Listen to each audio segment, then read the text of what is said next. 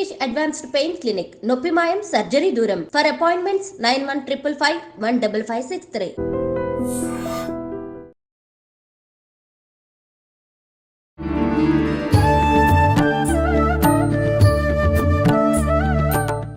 నమస్కారం, welcome to I dream. ధర్మ మార్గం విత్ విజిత కార్యక్రమానికి స్వాగతం. అయితే ప్రస్తుతం మనతో పాటు ఉన్నారు శ్రీ శ్రీ శ్రీ గురు కరుణామయ్య గారు. వారు ఎన్నో సంవత్సరాల నుంచి ఎంతో మందికి శ్రీ విద్య ఉపాసన గురించి కానీ, శిక్షణ గురించి కానీ చాలా మందికి సలహాల రూపంలో, వారి మంచి మాటల రూపంలో మంచి మంచి విషయాలు తెలియజేస్తూనే ఉన్నారు. వారితో మాట్లాడి ఇప్పుడు మనం కూడా మరిన్ని విషయాలు తెలుసుకుందాం. మనకున్న సందేహాలన్నింటినీ కూడా నివృత్తి చేసుకునే ప్రయత్నం చేద్దాం. నమస్కారం గురువు గారు. బాగున్నాను, మీరు ఎలా ఉన్నారు? అమ్మ దయ వల్ల బ్రహ్మాండంగా ఉన్నారు. అవును, మీరు ఎప్పుడు చక్కగానే ఉంటారు నవ్వుతూ. గురుగారు, క్వశ్చన్ ఏంటంటే, మనం ఇంతకుముందు కూడా చాలాసార్లు మాట్లాడుకున్నాం, కానీ చాలా మంది చాలా రకాలుగా ప్రస్తుతం చెప్తున్నారు. మళ్ళీ ఒకసారి ఇంకా డీటెయిల్గా తెలుసుకోవాలనిపించింది. బ్రహ్మ ముహూర్తం. అయితే బ్రహ్మ ముహూర్తంకి చాలా విశిష్టత ఉంది అని చెప్పి, ఏంటి ఆ విశిష్టత? మళ్ళీ ఆ సమయంలో మనం చేయాల్సిన పనులు కొన్ని ఉన్నాయి, చేయకూడని పనులు కొన్ని ఉన్నాయి అని చెప్పి అంటుంటారు. అసలు ఏంటి ఆ పనులు? బ్రహ్మ ముహూర్తం అనేది సూర్యోదయానికి ముందర.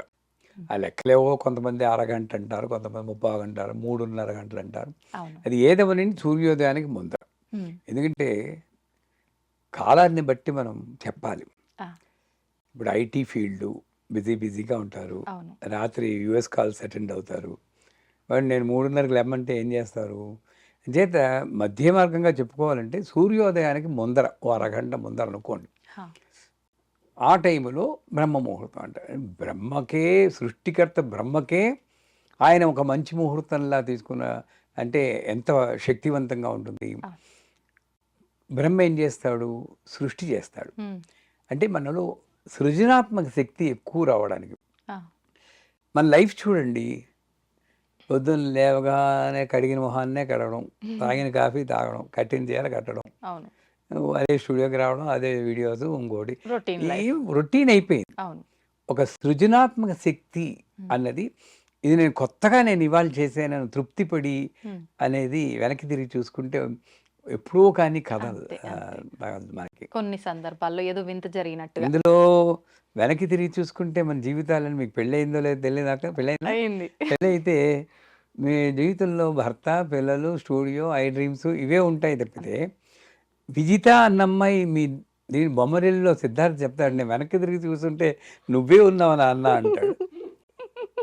అంతే, మనందరం సిద్ధార్థులమే. అవును, ఇది వెనక్కి తిరిగి చూస్తే నేను ఉండను, నా పిల్లలు, నా భర్త, నా భార్య, నా వర్క్ అని. అదే సృజనాత్మక శక్తి మాట అటుంటే అసలు నేనే లేను. అలాంటి వాడికి ఒక సృజనాత్మక శక్తిని కలిగించడానికి అనువైనటువంటి సమయం.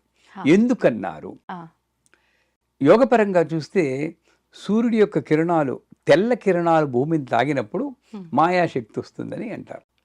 ఎర్ర కిరణాల వరకు పర్వాలేదు, అంటే ఎరుపెక్కిన అరుణోదయం అంటారు చూడండి, అప్పుడు పర్వాలేదు.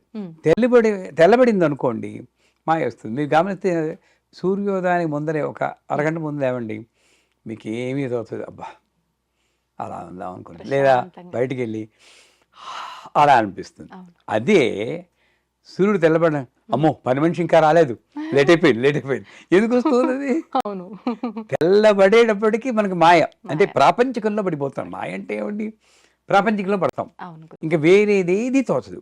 అంచేత నేను అసలు చెయ్యాల్సిన పని ఏదో ఒకటి ఉంది, నేనైనా మీరైనా భూమి మీదకి వచ్చాక, ఇది కాదు, అది నాకు గుర్తు చేసే సమయమే బ్రహ్మముహూర్తం. నేనెవరిని, నేను ఎందుకోసం వచ్చాను, నేను కొత్తగా ఈ ప్రపంచానికి ఏం తేగలను.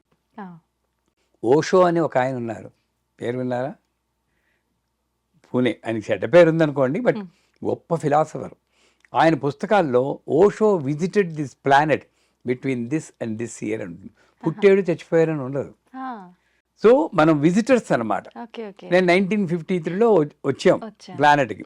వెళ్ళిపోయేది ఇంకా టికెట్ రాస్తాడు కానీ మనకు కనబడదు అయ్యారు, అదృష్టవశాత్తు కనబడింది చచ్చిపోతుంది, ఇప్పుడు నుండి చచ్చిపోతుంది.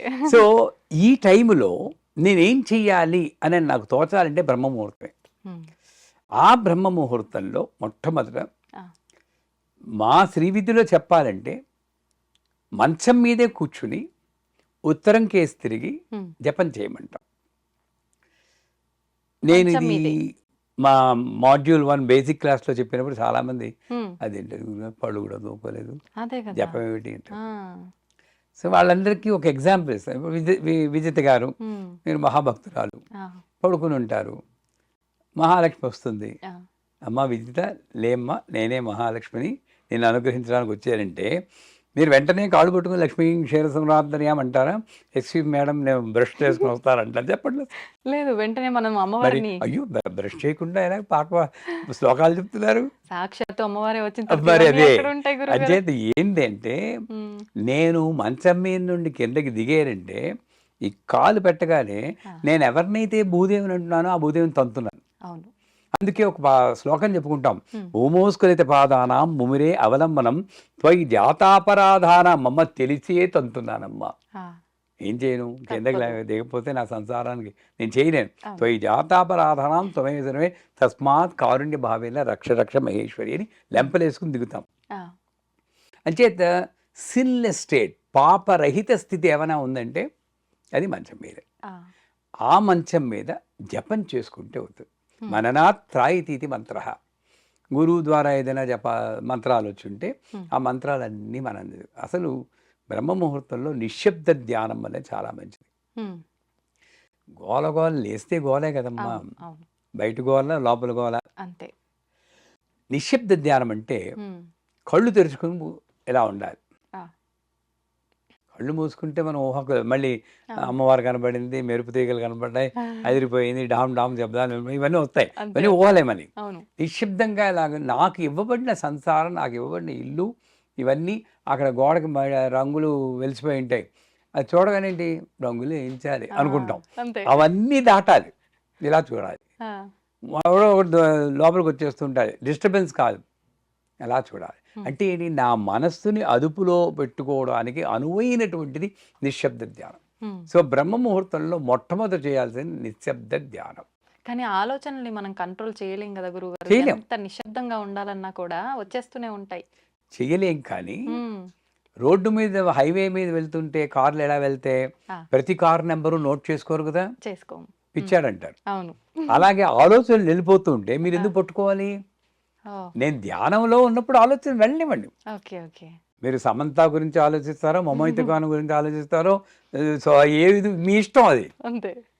అంతే. ఆ. అది సమంత, ఈవిడ మమోహిత ఖాను, ఈవిడ మహేష్ బాబు అని గుర్తిస్తేనే నేను మలిన పడుతున్నాను. అంటే అంతే. నా మెడిటేషన్కి శ్రద్ధ భంగమైంది. పెట్టలేకపోతున్నాం అక్కడ. హ్మ్. వాళ్ళు మంచివారే, మనం మళ్ళీ పడిపోం. ఆ. నా మెడిటేషన్కి భంగమైంది. అందుచేత ఏం చేయాలి, వాళ్ళందరూ వస్తుంటే వాళ్ళు కూడా దేవతా స్వరూపాలే. అయిపోయింది. అంతే. ఇక నేనేం చేస్తుంది, అవును. ఆ ఒక్క ఆట ఆడిస్తుంది అమ్మవారు. ఆ. నేను ఇలా కూర్చొని అమ్మా నేను ధ్యానం చేయాలంటే అప్పుడే వస్తాయి ఆలోచనలు అంటావు, ఇవన్నీ. ఉలికి పడతావా అని చెప్పేసి పాటలు వస్తాయి మనకి. ఆ. అది దాటాలి. అంటే దాన్ని ఆపేయాలి అనుకోవడం ఇది ఆపాలంటే కోమాకి వెళ్ళాలి. హ్మ్. అంతే కదా. అంతే. అప్పుడు కానీ ఆగదు. ఆగదు. అది వద్దు మనకి. అలా చూస్తూ ఏ ఆలోచన వచ్చినా సరే ఎంజాయ్ చేస్తూ అలా ఉంది. ఇది నిశ్శబ్ద ధ్యానం. హ్మ్. దీని తర్వాత గురువు మంత్రం ఇస్తే ఆ మంత్రాన్ని మీరు జపం చేయాలి. ఆ. లేదు అంటే ఓం నమో నారాయణాయ, విష్ణుమూర్తి. హ్మ్. మనకి పార్టీలు ఉంటాయి కదా, కాంగ్రెస్, ఆ. బీజేపీ అని. విష్ణుమూర్తి పార్టీ అయితే ఓం నమో నారాయణాయ, శివుడు గారి పార్టీ అయితే ఓం నమ ఓం నమః శివాయ. శివాయ. ఏం చేస్తామని తప్పదు. అంతే. అంతే. ఎవరికి ఇష్టం వచ్చిన పార్టీ వాళ్ళ లీడర్ పేరు వాళ్ళు చెప్పుకుంటారు. ఇక్కడ కూడా రాజకీయాలు. మనకి ఆ. బాబోయ్, వాళ్ళ అత్తగారులు, మామగారులు, వాళ్ళ కొడుకు, వీళ్ళు మేనల్లు వాడు, మనకి ఏదైతే ఓ జీవితం ఉందో ఆ దేవుళ్ళకి అంటగట్టేసి అంతే. మనం ఆనందపడిపోతూ ఉంటాం. అవును. సో ఎవరికి ఆనందం కలిగించే మంత్రాన్ని, లేదా ఓం హ్రీం హౌం నమ శివాయ అని ఉంది, ఆ మంత్రమైనా చెప్పుకుంటే హ్మ్. ఆ సమయంలో నమ్మకం. మన మతం అంటే ఏంటి? నమ్మకం. నమ్మకం. మతం అంటేనే నమ్మకం. మన నమ్మకం ఏంటంటే దేవతలందరూ కూడా ఉత్తర దిశగా బయలుదేరుతూ ఆ సమయంలో ఏ జీవులు లేచి కూర్చుని జపం చేస్తున్నారో, భగవద్ ధ్యానం చేస్తున్నారో వాళ్ళని ఆశీర్వదిస్తారు. హ్మ్. అంటే వాళ్ళకి రూపాలు ఉన్నాయో, పైనుండి అక్షతలు పడ్డాయో అవన్నీ మనకు అనవసరం. అవును. నాస్తికులు చెప్తారు, అయితే నక్షత్రాలు పడ్డాయా నా మీద, అది వేళాకోళం చేస్తారు. అవును. అదేమిటంటే వాళ్ళ భాషలో చెప్పాలన్నా కూడా ఆ టైంలో ఒక నేచర్‌లో ఒక రకమైన ఎనర్జీ ఉంటుంది. హ్మ్. ఆ ఎనర్జీ మనల్ని ఉత్తేజపరుస్తూ ఉంటుంది దైవికంగా. ఆ! ఆ ఉత్తేజం మనకి మంచిది. అంటే 72,000 నాడులు ఉత్తేజమై హ్మ్. ఒక రకమైన రిలాక్సేషన్ పొందుతాం. హ్మ్. మరిప్పుడు ఇంత ప్రత్యేకత ఉన్న ఈ సమయంలో మనం అంత శక్తివంతమైన సమయంలో మనం అంతే విధంగా మంచి పనులు గనక చేస్తే ఆ శక్తి ఇంకా ఎక్కువ మనకి లభించే అవకాశం ఉంటుంది కదా గురుగారు. మరి ధర్మ ఎలాంటి పనులు చేయాలప్పుడు మనం? అప్పుడు చెప్పానుగా జపం చేయాలి. జపం. హ్మ్. జపం చేసుకోవాలి. లేదా గ్రంథ పఠనం హ్మ్. మంచి గ్రంథం ఆ! ఏదైనా తీసుకొని మరి అప్పుడు కాస్త మొహం అది కడుక్కొని హ్మ్. గ్రంథ పఠనం చేసుకోవచ్చు. మా గురువుగారు ఏం చేసేవారు, ఆ! పొద్దున్నే లేచి ఆయన చూడండి తెలివైన వారు చేసే పని. పొద్దున్నే లేచి ఆ టైంలో కంప్యూటర్ ముందు కూర్చొని హ్మ్. అలా తనకి ఏం తోస్తే అదంతా అమ్మవారి గురించి టైప్ చేసేవారు. ఆహా! ఆయన తాపత్రయం అంతా దైవీభవం ఆయన కట్టారు. ఆహా! ఆయన తాపత్రయం అంతా జగత్తుకి ఇవన్నీ ఈ విషయాలు తెలిసి తెలియచేయాలి. బాగుపడాలి అని. ఓకే. అయిపోయి సూర్యుడి పైకి వచ్చేసేగానే పడుకుంటున్నాడు. మళ్ళీ హ్మ్. 8 గంటలకు లేచేవారు. ఆహా! మరి నిద్ర ఆపుకోవద్దు కదా! అవునవును. 2:30, 3కి లేచిపోయేవారు. ఆ! ఆ టైంలో హాగా జపం చేసుకునేవారు. గ్రంథ పఠనం బోలెడు ఓకే. పుస్తకాలు చదివేవారు. సూర్యోదయం ఒక 6:30 అయిపోగానే కొంచెం ఒక కునుకు తీసి 7:30 ఆ ప్రాంతానికి లేచేవారు. ఆహా! సో, ఆ గ్రంథ పఠనం, ఈ జపం ఈ 2 చేయడం లేదా నిశ్శబ్దం 3 3. అది చేస్తే మంచిది. హ్మ్. ఇకపోతే మా పీఠంలో హ్మ్. ఆ టైంలోనే మొత్తం అన్నీ అయిపోయాక పూజ కూడా చేస్తూ ఉంటాం. ఆహా! రుద్రాభిషేకం చేస్తాం. ప్రతినిత్యము ఉంటుందా గురుగారు? ప్రతినిత్యం హ్మ్. ఏకాదశ రుద్రాభిషేకం చేస్తాం. ఆహా! సహస్ర లింగాలకి స్ఫటిక లింగాలు ఉన్నాయి. ఆ! ఆ సహస్ర లింగాలకి ఏకాదశ రుద్రాభిషేకం ప్రతిరోజు ఆ బ్రహ్మ ముహూర్తంలో హ్మ్. చేస్తాం. అదే చెయ్యాలని లేదు. భగవద్ ధ్యానంలో 3 రకాలున్నాయి. జపము, పారాయణ, హ్మ్. అర్చన, తర్పణ, హ్మ్. హోమం. ఈ ఐదిట్లో 3 హ్మ్. ఆ బ్రహ్మ ముహూర్తంలో చేస్తే మంచిది. ఆ! జపం ఇందాక చెప్పాం. అవును. పారాయణ పారాయణం. ఏదో ఒక గ్రంథ పఠనం. అవును. భగవద్గీత చదువుకోండి, రామాయణం చదువుకోండి, హ్మ్. లలిత సహస్రనామం చదువుకోండి. లేదా అర్చన, హ్మ్. అభిషేకం చేసుకోండి. ఓ ఆ! చిన్న పూజ చేసి అది స్నానం అది చేశాకే. ఓకే. ఇది చెయ్యండి. హ్మ్. ఆ బ్రహ్మ ముహూర్తంలో చేస్తే ఇందాక చెప్పినట్లు దేవతల యొక్క శక్తి కూడా హ్మ్. మనకి తోడై అనేక అనుభవాలు పొందుతాయి. అంతేగాని బ్రహ్మముహూర్తంలో లేస్తే మీ కోరికలన్నీ తీరిపోతాయి అలా చెప్పుకోకూడదు. ఆ! ఈ అసలు కోరికలే లేని స్థితికి వస్తారు. ఆ! మనకి కోరిక తీరితేనే ఆనందపడతాం ఎందుకు? అవును. అవును. హ్మ్. ఇప్పుడు భోంచేస్తే ఒక శక్తి వస్తుంది. అవును. ఈ మోడర్న్ లైఫ్‌లో ఓ చిన్న క్యాప్సూల్ యేసుకుంటే అంతే శక్తి వస్తుందన్నారా లేదా? అవును. వస్తుందన్నారు. అవును. సో, అలాగా నేను ఏ స్థితికెళ్తే నాకసలు కోరికే లేకుండా మహాతృప్తిగా ఉంటానో హ్మ్. అటువంటి స్థితి. అదే సమయంలో నాకు ఈ యొక్క వాక్సిద్ధి, హ్మ్. పవర్ ఆఫ్ మేనిఫెస్టేషన్ అంటారు. నేను అనుకున్నది అవ్వడం ఇవన్నీ కూడా వస్తాయి. హ్మ్. అంచేత యోగ మార్గంలో కొంతమంది సంగీత సాధన, ఆ! సంగీతం నేర్చుకుంటున్నారు. ఆ! అప్పుడు వాళ్ళు సంగీత సాధన చేయడానికి అనువైన సమయం. హ్మ్. కాపోతే మీరు అనొచ్చు, పక్కవాడు పడుకుంటే మీరు ఆ అని కేకలెడితే ఎలాగని. వేరే విషయం. దానికి అనువుగా ఉంటే ప్రదేశం బావుంటుంది. సంగీత సాధన. ఆ రోజుల్లో ఆ టైంలో మొలలోతు నీళ్ళల్లో కూర్చొని సాధన చేయమనేవారు. ఆహా! 'శంకరాభరణం' సినిమాలో కూడా ఆ! ఆ! చూస్తారు. ఆ! నీళ్ళల్లో కూర్చోబెట్టి అవును. ఆహ్, సా సంగీత సాధన. ఎందుకంటే ఆ టైంలో ఈ కంఠం అలసిపోదు కదండీ! హ్మ్. హ్మ్. రాత్రంతా ఒక 7 గంటలు రెస్ట్ రిలాక్స్ అవుతారు. తీసుకుంటారు. అవును. బాగా రెస్ట్‌లో ఉంటుంది. అవును. పొద్దున్న ఎప్పుడో మధ్యాహ్నం చేస్తానంటే ఓపిక అరిగిపోయి ఉండదు. ఉంటుంది. అవును. ఆ టైంలో కంఠం బావుంటుంది. హ్మ్. నంబర్ 1. వాతావరణంలో నాకేమీ డిస్టర్బెన్స్ ఉండదు. ఉండదు. పిన్ ప్రశాంతంగా. Drop silence. ఎప్పుడైనా నేను లేచి చూసారా ఆ! పొద్దున్న? ఆ! లేదు చూసాను. లేస్తారు. ఇంకా అలాంటప్పుడు విలేజ్‌లో అయితే ఇంకా చాలా చాలా బావుంటది. అప్పుడే కోయిల్లు కూ కూ కూ కూ అవును. అంటే అసలు దురదృష్టవంతులు అన్నీ పోగొట్టుకున్న వాళ్ళు. పోగొట్టుకుని. బ్రహ్మముహూర్తంలో లేవని వాళ్ళు. ఆ! ఏం అక్కర్లేదు అది పూజ ఇవన్నీ వదిలేయండి. హ్మ్. హాయిగా బయటకొచ్చి అనండి ఒక్కసారి. ఊపిరి ఏ ప్రశాంతంగా కారు బయటికి పీల్చుకోవడం. రాదు. పొల్యూషన్ ఉండదు. అవును. అవునా కాదా? నిజమండి. సౌండ్ పొల్యూషన్ లేదు. అవును. ఎయిర్ పొల్యూషన్ లేదు. లేదు. ఆ టైంలో మీరుంటే ఆరోగ్యం గూడా బాగుపడుతుంది. హ్మ్. దేవుడి మాట ఉంటుందండి. ముందు అవును. ఆరోగ్యం బాగుపడుతుంది. హ్మ్. ఫ్రెష్ ఎయిర్ గాలి. అప్పుడు యోగా చేసినా కూడా మంచిదే. ఓకే. యోగాసనాలు వేస్తారు ఆ! కొంతమంది. నేను చిన్నప్పుడు వేసేవాడిని. 20 అప్పుడే యోగాసనాలు వేసేవాళ్ళం. ఆహా! శీర్షాసనం, హలాసనం, ధనురాసనం ఇవన్నీ. హ్మ్. అప్పుడేస్తే బాడీ బాగా ఫ్లెక్సిబుల్గా ఉంటుంది, ఫ్రెష్గా ఉంటుంది, కనుక ఫోకస్ బాగా ఉంటుంది. అంచేత టూకీగా చెప్పాలంటే నువ్వు ఏ ఉపాసన చేయదలుచుకున్నావో, గాన ఉపాసన కానీ, నృత్య ఉపాసన కానీ, పాండిత్య ఉపాసన కానీ, దైవ ఉపాసన కానీ, ఏ ఉపాసన యోగోపాసన కానీ చేస్తే ఆ టైంలో మీరు ప్రాక్టీస్ చేస్తే చాలా మంచిది. అందుకే విద్యార్థులను కూడా పేరెంట్స్ లేపి చదువుకో, పొద్దుగాల తెల్లారుజామున చదువుకుంటే బాగా గుర్తుంటుంది అనేవారు. ఎందుకంటే చూడండి, రాత్రంతా మేలుకుని చదవడం ఒకటి, రాత్రి పెందరాడే పడుకొని అవును పరీక్షలప్పుడు పొద్దున్నే 3:30, 4 గంటలు లేచి చదివితే చాలా బ్రహ్మాండంగా ఉంటుంది. ఉంటుంది. మా అమ్మగారు అలాగే లేపేవారు. లేచి ముందు మొహం కడిగి కూర్చోాలనేది, ఆ కూర్చుంటే ఫ్రెష్గా ఉంటుంది. అది మొదట మొరాయిస్తుంది, ఊగేవారు కదా ఇలా నిద్ర వచ్చి ఉంటుంది. ఫస్ట్ 4 days ఉంటుంది. మా నాన్నగారు వెనక అనేవారు, ఆ నాన్నగారు భయంతో అనేవాడు. ఇది అలవాటు అయిపోయి వీడు ఇంతేరా, వీడు పొద్దున్నే లేచి తీరుతారు చచ్చిరావాలనుకుంటే మైండ్కు వెళ్తుంది ఆ సిగ్నల్, వెళ్ళి ఇంకా 3:30, నేను ఇప్పుడు కూడా 3:30, 4 కల్లా మెలకు వచ్చేస్తుంది. నాకు ఆ చిన్నప్పుడు మెలకు వచ్చిందే నాకు ఇప్పుడు అలవాటు అయిపోయింది. అంతెందుకండి, ఇక్కడ నుండి అమెరికా వెళ్తారా? అవును, అమెరికా వెళ్తే ఏంటి, మనకి రాత్రి వాళ్ళ పగలు. చచ్చినట్టు మన పగల్లో అక్కడ పడుకుంటున్నావా లేదా, మన రాత్రిలో వాళ్ళు మేలుకున్నావా లేదా, అంటే ఏంటి నాకు తెలియాలి.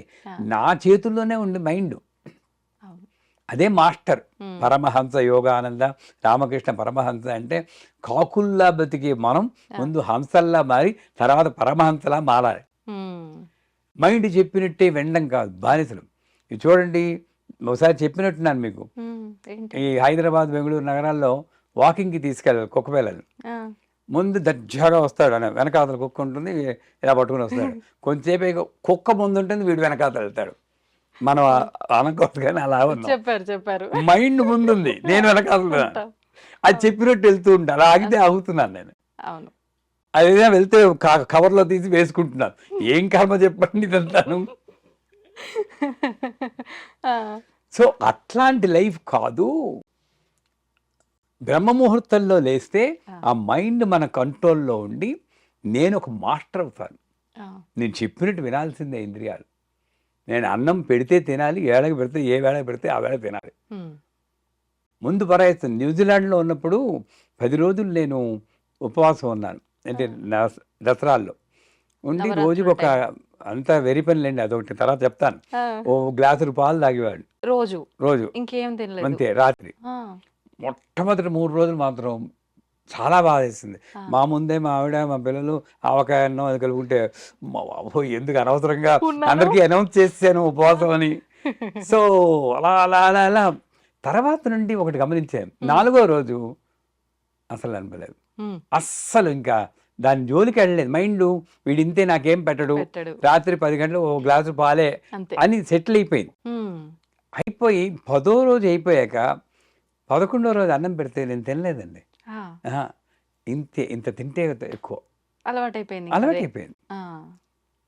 దాని తర్వాత నాకు వచ్చింది ఏంటంటే పుణ్యం, డయాబెటిక్, షుగర్ వచ్చింది. న్యూజిలాండ్లోనే షుగర్ వచ్చింది.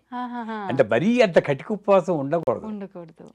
ఏదో కాస్త తీసుకుంటే పర్వాలేదు, కానీ మరీ అందులో అక్కడ దేశం కాని దేశం, అక్కడ వాతావరణం వేరు, అటువంటిది. అంచేత బ్రహ్మ ముహూర్తంలో నేను కానీ లేచి సాధన చేస్తే, ఇప్పుడు చెప్పిన సాధన, నా మైండ్ నా కంట్రోల్లో ఉంటుంది. నా మెయిన్ అక్కడే. అందుకే ఆకాశంలో చుక్కలు లెక్క పెట్టవచ్చు, తివిరి ఇసుమున తైలంబు తీయవచ్చు. అంటే ఇసకను పట్టుకుని ఇలా ఇలా పిండేసి నూనె వస్తుంది. సాధ్యమైన గురుగారు అదైనా సాధించవచ్చు. అంత కష్టం. నాస్తికుడైన రాజు ముందు దైవ స్తోత్రాలు చేసి వాడిని మెప్పించవచ్చు. ఇది అదుపులో ఉంచుకోవడం మాత్రం సాధ్యం కాదు. కరెక్ట్. అది అదుపులో ఉంచుకోవాలంటే బ్రహ్మముహూర్తంలో లేవాలి. మరి చేయకూడని పనులు ఏమైనా ఉన్నాయా? చేయకూడని పనులు ఏంటి? అప్పుడే ఇంకేమున్నాయండి? నాకు నా యొక్క ప్రాపంచికానికి కానీ ఆధ్యాత్మిక కానీ అడ్డొచ్చే పనులు, నా దృష్టిలో పాపం అంటే అదే. ఎవరు లిస్ట్ లేదు, చేయకూడదు పనులు. అప్పుడు వచ్చి నెట్ఫ్లిక్స్ తీసి నిన్ననే సినిమా వచ్చింది ఓటీటీలో అని ఆ సినిమాలు చూస్తూ ఉంటారు. అటువంటి చేయకూడదు. గట్టిగా మాట్లాడడం, ఆ రోజు లేచిపోతారు కొంతమంది, అవును, అవును. కానీ ఈ వంటింట్లోనూ అటు ఇటు తిరుగుతూ గట్టిగా కేకలేస్తారు. అదేమవుతుందంటే వాతావరణంలో, ఒక నిశ్శబ్ద వాతావరణంలో ఒక యోగం ఉంటుంది. అది ఓంకారంతో సమానం అంటారు. ఆ శబ్దం, అన్ని శబ్దాలు ఓంకారంలో లైవతే, ఓంకారం నిశ్శబ్దంలో లైవతే, నిశ్శబ్దానికి అవతల అమ్మవారు ఉందంటారు. ఇది ఈ సత్యం తెలుసుకుంటే అది తెలుసుకుని కేకలు అరుపులు లేకుండా ప్రాపంచికమైనటువంటి విషయాలు తక్కువ చేస్తే, అంటే ఏమిటి, కంప్యూటర్ మీద పని చేసుకోవడాలు అలాంటివన్నీ కాకుండా అదేంటి భుక్తి, ఆ భుక్తులన్నీ పక్కన పెట్టాలి. నాకు నేనుగా ఒక జీవిగా నేను ఉద్ధరింపబడడానికి ఏం చేయాలి, ఇందాక చెప్పాం కదా, అటువంటివి చేస్తే మంచిది. నెంబర్ 2, ఇందాక చెప్పినట్టు కేకలు పెట్టడాలు కానీ గట్టిగా అరవలాలు లాంటివి చేయకూడదు. నెంబర్ 3, నేను లేచేసాను కదా అని కొంతమంది పక్క మీదే అటు ఇటు దొల్లుతూ ఉంటారు. మీరు గమనించారు లేదు? లేచిపోయాను, లేస్తారు కానీ మంచం నుంచి దిగరు, దొల్లుతూ ఉంటారు. ఇటువంటి బద్ధక పనులు, బద్ధకాన్ని ప్రేరేపించే ఎటువంటి పనులు మనం చేయకుండా ఉంటే మంచిది, బాగుంటుంది. అంటే బ్రహ్మగారి యొక్క ముహూర్తంలో నేను ఆయనకి తగినట్లు నేను నా చర్యలు ఉండాలి.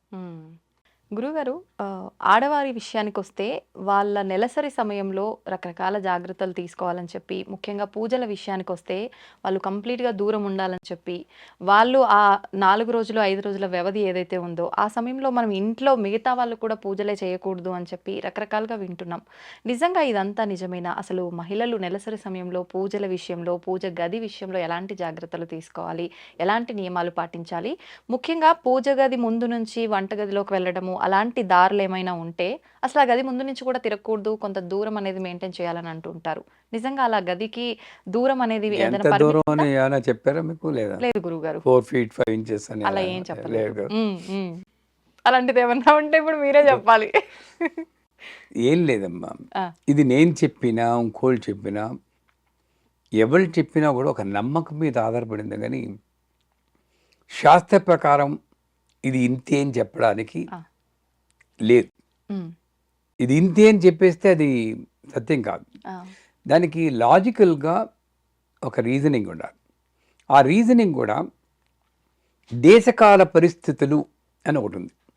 దాన్ని బట్టి ధర్మం మారుతుంది అని అందరూ ఒప్పుకునే శాస్త్రం. ధర్మం ఆ టైంలో ఒక ధర్మం ఉంటే ఈ టైంలో అది కాదు. ఇప్పుడు నేను హిమాలయాలకు వెళ్ళాను కూడా, మానసరోవరం, అప్పుడు నేను చన్నీళ్ళలో స్నానం చేస్తానంటే డెఫినెట్గా మోక్షం వచ్చేస్తుంది నాకు. అప్పుడు నేను వేసుకోవాల్సిన డ్రెస్ కూడా వేరే ఉంటుంది. ఎక్కడో యుగ పొంగోలు చిన్నగా గావంచ కట్టుకుని ఉండొచ్చు, సాధారణంగా పరిస్థితిని బట్టి, దేశాన్ని బట్టి, కాలాన్ని బట్టి ఆ రకంగా చూస్తే ఇది ఇదే అని నేను చెప్పట్లేదు. లాజికల్గా ఆలోచిస్తే పూర్వకాలంలో అగ్రహారాలు ఉండేవి, ఒక ఇంట్లో చాలా మంది కంబైన్డ్ ఫ్యామిలీస్ ఉండేవి. ఇప్పుడంటే ఒంటి పిల్ల రాకాసులు వచ్చాం, ఒకడు కిట్టదు. ఒకే చోట అందరూ మాస్గా ఉండేవాడు. అండ్ ఆడవాళ్ళకి ఇది తప్పితే వేరే లేకుండా ఓవర్లోడ్ అయిపోయి మగాళ్ళు కూడా సాయం చేసి వాళ్ళు కాదేమో అప్పట్లో. ఇప్పుడంటే మోడర్న్ దీంట్లో అది ఒక స్టైల్ అయింది. మొగాడు కుర్రోళ్ళు జరిగితే అది ఒక స్టైల్ అయిపోయింది. అది మంచిది, యాక్చువల్గా అదే మంచిది. ఇప్పుడు మారిన ధర్మం ఆ రకంగా మంచిది. అంచేత ఆడవాళ్ళకి ఆ సాయం కూడా లేదు. పోనీ పని మనుషులా అంటే అసలు క్వశ్చన్ లేదు, పని మనిషి క్వశ్చన్ లేదు. ఏ రకంగా వచ్చినా ఓవర్లోడ్ అయిపోయింది. అంచేత ఈ 3 రోజులు 5 రోజులు పేరు చెప్పి వాళ్ళకు రెస్ట్ ఇస్తే మంచిది. ఆ పూజలు అన్నీ కూడా కట్టెల ముక్కునేవాడి ఇంట్లో కూడా బ్రహ్మాండమైన పూజలు చేసేవారు. ఏదో చిన్న పూజ మనలా ఇప్పుడు చేసేటట్టు అగరత్తి వెలిగించడం కాదు, పెద్ద పెద్ద పూజలు. అదే పూజలు అన్నీ కూడా చేసి వాళ్ళకి బ్రేక్ ఇచ్చారు. నెంబర్ 1. నెంబర్ 2, ఆ టైంలో ఈ శానిటరీ నాప్కిన్స్ కానీ ఇంకోటి కానీ అవి ఏమీ లేవు. మోస్ట్ ప్రిమిటివ్ స్టేజ్ అనుకోవచ్చు. నాకు బాగా గుర్తు, చిన్నప్పుడు దానికి ఒక సెపరేట్ గది పెట్టేసేవారు. అంటే మా అమ్మగారు మా అక్కగారు వెళ్ళి ఆ గదిలో కూర్చునేవారు. నీకు ఎందుకు కూర్చుంటున్నారో నాకు అర్థమయ్యేది కాదు. చెప్పేవారు కాదు ఆ రోజుల్లో. అవును. అవును. చాలా సీక్రెట్‌గా మెయింటైన్ చేసేవాళ్ళు అప్పట్లో. అమ్మ ఎందుకు అక్క ఎందుకు వెళ్ళిపోయింది? మా లాస్ట్ మంత్ కూడా వెళ్ళింది. ఈ మంత్ కూడా వెళ్తుందంటే దేవుడు చెప్తాడు వెళ్ళమని హ్మ్. అని చెప్పేసేవారు. ఆహా! నమ్మేవాళ్ళం. ఆ! నాకెందుకు చెప్పడు నేనే వెళ్ళాలి గోల పెట్టేవాడిని నేను. ఆ! ఇది తప్పితే నాకు అర్థం అవ్వదు. అదే. అది దూరంగా పెట్టి వాళ్ళు మోస్ట్ అన్‌హైజీనిక్ కండిషన్స్‌లో ఉంటారు కాబట్టి మేబీ ఇన్ఫెక్షన్స్ వస్తాయనో లేక ఆ టైంలో అంతా ఎంత నీళ్ళు ఆ నీళ్ళు కూడా పోసుకునేవారు కాదండి. ఆ! హుహు. ఆ 3 రోజులు స్నానం లేదు. ఆ! అంటే చూసుకొని ఎంత అవును. ఇదిగా ఉంటుందో. హ్మ్. దగ్గరికెళ్తే భయంకరమైన స్మెల్ వచ్చేది. ఆ గడి హుహుహు. దగ్గరికెళ్తే అలాంటి కండిషన్‌లో పెట్టేవారు. ఓహ్! నిజంగా చెప్పాలంటే ఇప్పుడు మంచిదే అది. అవును. సో, అలాంటి టైంలో మరి ఇబ్బంది వాళ్ళకి ఇబ్బందే, చూసి వాళ్ళకి ఇబ్బందే అని చెప్పి ఏదో దూరంగా అది సాగింది కూడా మాకు. హ్మ్. హ్మ్. అదో దూరంగా ఉండడం. హ్మ్. మా నాన్నగారికి వండడం, మేము మా అక్కయ్యలు వండడం అని ఏదో మిగతా వాళ్ళు తప్పలే. వండేవాళ్ళు అయింది. ఆ కాలంలో అది సాగింది. హ్మ్. హ్మ్. ఇప్పుడు ఈ కాలంలో నేను ఒక రూమ్‌లో ఉంటున్నాను. ఆ! లేదా మహా ఉంటే 2 రూములు. అంతే. డబ్బున్న వాళ్ళు పెద్ద పెద్ద బంగళాలు అది వేరే. అవును. వాళ్ళు ఏం చేస్తారు? హ్మ్. దూరంగా ఉండు అంటే ఇంక అక్కడి నుండి అక్కడెక్కడో కూర్చుంటుంది ముట్టుకుని దాన్ని బట్టలు ఇప్పేయడం వాళ్ళని కొట్టడం అవును. తడిపేయడం ఇవన్నీ చేయడం కుదరదు నాకు. కుదరదు. అందుచేత హ్మ్. నా మా మా గురువు గారు చెప్పింది ఏంటంటే హ్మ్. స్నానం చేసి శుభ్రంగా శుభ్రంగా ఉంటే హ్మ్. ఇంట్లో పనులు చేసుకోవచ్చు. అంటే ఫస్ట్ స్టెప్. ఆ! ఎందుకంటే ఇప్పుడు నన్ను అనుకోండి నాకు వంట రాదు. హ్మ్. మా ఇంట్లో ఎవరు లేరనుకోండి ఆవిడ కూర్చుందంటే మేమేం చేయడం హోటల్లో ఏం తెచ్చుకోవాలా? ఆ! కష్టమే కదా! అవును. అవును. సో, దానికి బదులు తలారా స్నానం చేసి శుభ్రంగా ఉంటే ఇప్పుడున్న పరిస్థితుల్లో అన్నిటి వల్ల కొంచెం హైజీనిక్ మెయింటైన్ చేయగలరు ఆడవాళ్ళు. ఉంటే ఇంటి పనులు చేసుకోవచ్చు అన్నది మనం ఒప్పుకోవాల్సిన విషయం. హ్మ్. అలా దూరంగా కూర్చోవాల్సిన అవసరం ఎంత మాత్రమూ లేదు. లేదు. ఇప్పుడు ఆ కండిషనే కాదు. ఓకే. ఇప్పుడు అమెరికాలో ఉన్నాం. హ్మ్. ఎవరు చేస్తారు మనకి? పని మనిషి కూడా లేదక్కడ. అవును. అన్నీ మనమే చేసుకోవాలి. హ్మ్. కూర్చోమంటే ఏం చేస్తారు? హ్మ్. అంచేత అది కాదు. పోతే ఎంత దూరం ఉండాలి? హ్మ్. అంటే ఈ మైల ఇవన్నీ అంటూ హ్మ్. పవిత్రో వా సర్వావస్థాగతో వా యస్మరే పుండరీకాక్షం స బాకి అభ్యంతరసుచి అంటారు. హ్మ్. శ్లోకం మీకు తెలిసే ఆ! ఉంటుంది. నీళ్ళు జలుగుంటూ చెప్తారు. అంటే ఏంటి పుండరీకాక్ష అనుకుంటేనే నువ్వు తృప్తి పడతావు. అంటే భగవంతుని నామం చెప్పుకుంటేనే నువ్వు తృప్తి పెడతావు. హ్మ్. అలాంటి భగవంతుని అపవిత్రపరిచే ఇది ఏదైనా ఉంటుందా? లేదు. భగవంతున్నే అపవిత్రపరిచేది లాజికల్‌గా ఉండకూడదు. అవును. అవును.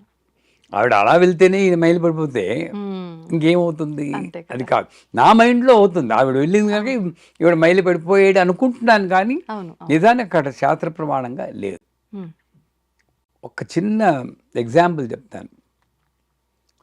గరిబిడి దగ్గర ఒక ఉపాసకులున్నారు. ఆహా! వేమకోటి కృష్ణయాది గారు. హ్మ్. నిప్పులు కొడుక్కుంటారంటారు.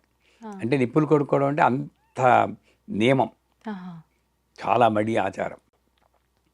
నాకు గురుతుల్యులు. హ్మ్. నేను న్యూజిలాండ్‌లో ఉండేవాడిని. అప్పుడు వెనక్కి ఇండియా వచ్చాం. 5 ఏళ్ల తర్వాత. హ్మ్. మా పెద్దమ్మాయేమో డాడీ గురువుగారిని కలిసి వద్దామా అన్నాం. కృష్ణయాది గారు. హ్మ్. కానీ ఆ రోజు అమ్మాయి బయటుంది. హ్మ్. చంపేస్తారు ఆయన్ని కలవడం ఏమిటి? ఆయన ఆశ్రమంలోనే ఎవరిని ఉండక పంపించేస్తారు. ఆ! ఏం బుద్ధుందనా? డాడీ ఒక్కసారి అడుగు డాడీ. ఆ! నాకెందుకో కలుస్తారు. మా అమ్మాయి పెరటి చెట్టు వైద్యానికి పనికిరాదంటారు. మీ అందరికీ మేము గురువులం గానీ, మా అమ్మాయికి కాదుగా మా అమ్మాయికి డాడీ. అంతే. నీలా ఏం కాదు ఆ! ఆయన. చాలా బ్రాడ్ మైండెడ్ అనింది ఓహ్!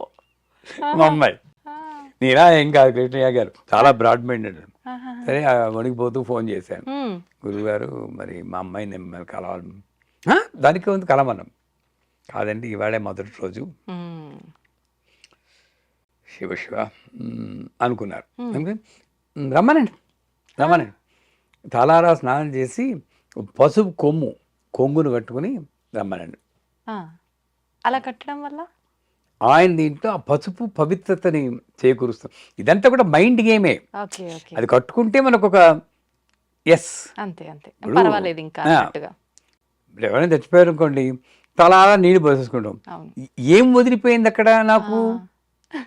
ఏమైనా వదిలిపోయిందా ఇక్కడ? లేదు. లేదు. మన ఫీలింగ్. ఫీలింగ్ అంతే. ఆ! ఆ ఫీలింగ్ పోయింది. అమ్మ నేను శుద్ధయిపోయాను. అవును. అవును. Mind game. హ్మ్. అంటే పసుపు కొంగు కట్టుకొని మీరు నమ్మరమ్మా, హ్మ్. వెనకాల సీట్‌లో పక్కన కూర్చోబెట్టుకొని భుజం మీద చెయ్యేసుకొని తీసుకెళ్ళాడు మహానుభావుడు. ఆ! తర్వాత చెప్పాడు నేను పరిహారం తర్వాత చేసుకున్నాననుకోండి. ఆహా! కానీ నేను పరిస్థితిని బట్టి నేను అడ్జస్ట్ అవ్వకపోతే నేను ఉపాసకుడినే కాదు, గురువునే కాదన్నారు. అది కరెక్ట్. అవును. అవును.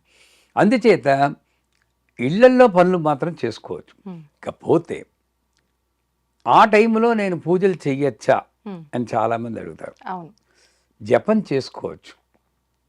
జపానికి దీనికి సంబంధం లేదు. హ్మ్. ఏంటంటే మీ దగ్గర మీరుంటారు, అవును. చేసుకోండి. పూజలన్నవి నా వరకు మా గురువుగారు చెప్పింది బట్టి చెప్తున్నాను. ఇది శాస్త్రం అని నేను చెప్పటం లేదు. మళ్ళీ మీ ఛానల్లో ఏకి పారేస్తారు నన్ను. ఇదేవి శాస్త్ర ప్రమాణం కాదు. హ్మ్. మా గురువు గారి యొక్క లాజిక్ ప్రకారం మీ అత్తగారు, మీ మామగారు, మీ భర్త, ఆ!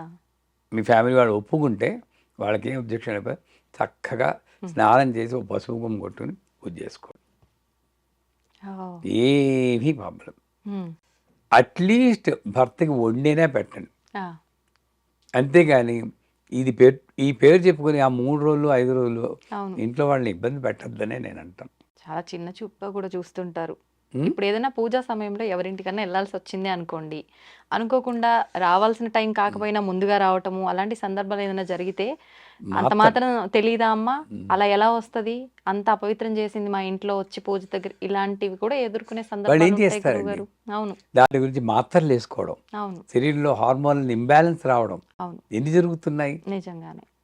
ఇవన్నీ అవాయిడ్ చేయాలంటే హ్మ్. కొంత అలాగని మనం బరితెగించేసేసి నేను ఏదైనా ముట్టేసుకుంటాను అని నేను చెప్పట్లేదు. హ్మ్. హ్మ్. దాన్ని నేను సపోర్ట్ చేయను. ఆ! నా పరిస్థితిని బట్టి హ్మ్. కొంత నేను రిలాక్సేషన్లో వెళ్ళినా ఏమీ తప్పు లేదు తప్పు అని లేదు. నేను భావిస్తాను. హ్మ్. మన సౌకర్యం, కుటుంబంలో వాళ్ళ అనుమతి అన్నీ ఉంది అనంటే పర్వాలేదు. మనకు తోచినట్టుగా చేసుకోవచ్చు. 100%. హ్మ్. 100%. సంతోషం గురుగారు. నిజంగా చాలా మంది ఆడవాళ్ళు ఊపిరి పీల్చుకుంటారు మీ మాటలు విన్న తర్వాత. ఊపిరి పీల్చుకుంటారో, కొంతమంది చేతతం వాళ్ళు తిట్టుకుంటారో మీ ఛానల్లో పోనీలెండి. ఈ వీడియో రిలీజ్ అయ్యాక తెలుస్తుంది నాకు. అంతే. అంతే. చూద్దాం ఏమవుతుందో. కామెంట్‌ల రూపంలో ఏం పెడతారో. గురుగారు చాలామంది ముహూర్తం చూడందే ఏ పని కూడా మొదలుపెట్టని వాళ్ళు ఉంటారు. కొంతమంది అసలు ఈ ముహూర్తాలు లేవు, ఏమీ లేవు. మా పాటికి మేము అలా చేసుకుంటూనే పోతాం. మీరేంటి చాదస్తం అనేవాళ్ళు ఉంటారు. అయితే నమ్మేవాళ్ళు నమ్ముతుంటారు కదా ముహూర్తాలనైతే. ముహూర్తం చూసుకొని అనుకున్న ప్రకారంగా అదే టైంలో ముహూర్తంలోనే అనుకున్న పని చేసినా కూడా మనం అనుకున్న పని జరగకుండా, అనుకున్న దానికి వ్యతిరేకంగా జరుగుతూ ఉంటుంది. ఎందుకని ముహూర్తానికి ఒక బలం ఉంటుంది అని చెప్తూ ఉంటారు గదా! మరి అలా ఉన్నప్పుడు కూడా ఎందుకు వ్యతిరేకత ఉంటుందంటారు పనుల్లో? మంచి ప్రశ్న. ముహూర్తానికి బలం లేదు అని చెప్పడం చాలా తప్పు. హ్మ్. ఎందుకంటే జ్యోతిష్య శాస్త్రం ఇవన్నీ కూడా వేద ఉపాంగాలు. ఆ! జ్యోతిష్యము, నిరుక్తము, ఛందస్సు ఇవన్నీ కూడా. హ్మ్. జ్యోతిష్యంలో ఆ ముహూర్తానికి బలం ఉంటుంది. ఆ! కానీ కానీ ఉంది. ఆ! కానీ ఆ! పైన మనకొకళ్ళు ఉన్నారు. అది నేను మర్చిపోకూడదు. అవును. ఆవిడ అనుకున్న ప్రకారం ఆవిడనంటే నేను అమ్మవారి అమ్మవారు. ఉపాసకుడిని కాబట్టి ఆవిడంటాను, లేదా ఆయన. హ్మ్. ఆవిడ అనుకున్న ప్రకారం జరుగుతుంది కానీ మనం నిమిత్త మాత్రం అని భగవద్గీత చెప్తుంది. ఏ శాస్త్రమైనా అదే చెప్తుంది. హ్మ్. ఏమవుతుంది ఇక్కడ? ఆవిడ సృష్టిలో ఉన్నటువంటి ఉపాంగాల్ని పోషించాలి, ఈ జ్యోతిష్యాన్ని పోషించాలి, అవును. ఈ జీవి యొక్క కర్మని అందించాలి. హ్మ్. అన్నప్పుడు ఏం చేస్తుంది? సాధారణంగా ముహూర్తాల్లో పనులు అవ్వడం అవన్నీ జరుగుతుంటాయి. ఆ! కానీ హ్మ్. ఒక సమయంలో వీడికి ఆ పని అవ్వకూడదు. ఆ! అది కర్మ ప్రకారం అలా రాసి పెట్టుందంటారా? రాసి పెట్టింది. కర్మ ఓకే. ప్రకారం రాసి పెట్టింది. ఆహా! లేదా హ్మ్. వీడు కోరుకున్న కోరిక హ్మ్. అది మంచిది కాదు. అధర్మమైనది. ఏవకార్య సముద్యత శ్రీమాతా శ్రీ మహారాజ్ని శ్రీమత్ సింహాసనేశ్వరి చిదగ్నికుండ సంభూత దేవకార్య సముద్యత అని అంటారు. అంటే ఏమిటి? ఆవిడ ఏ కార్యానికి హెల్ప్ చేస్తుందంటే మంచి పనులు చేస్తూ ఉంటే ముందు వెళ్తుంది. చిదగ్నికుండ సంభూత దేవకార్య సముద్ర. 10 మందికి ఉపయోగపడేటువంటి మంచి పని అయినా సరే, లేదా నీ అంతస్తుకి తగింది కానీ చేస్తున్నప్పుడు ఆ ప్రభావం వేరే ఉంటుంది. ఆలోచన. ఇప్పుడు ఇక్కడ ఉన్నానండి, నేను అమెరికా ప్రెసిడెంట్ అయిపోవాలి అనుకున్నాను, తప్పు కదా అది. దానికోసం ఇలా చేస్తే అలా అవుతుంది, ఈ ముహూర్తం చేస్తే అలా అవుతుంది.